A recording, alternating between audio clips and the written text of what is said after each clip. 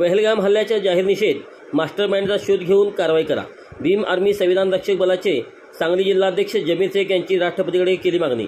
काश्मीर येथील पहलगाम येथे जो भ्याड दहशतवादी हल्ला झाला आहे त्याचा सांगली जिल्हा भीम आर्मी संविधान रक्षक बलाच्या वतीने जाहीर निषेध व्यक्त करण्यात आला व सांगली जिल्हाध्यक्ष जमीर शेख यांनी मिरज प्रांताद्वारे राष्ट्रपतीकडे या हल्ल्याची सखोल चौकशी करून कारवाई करावी, तसेच मास्टरमाइंडचा शोध घ्यावा.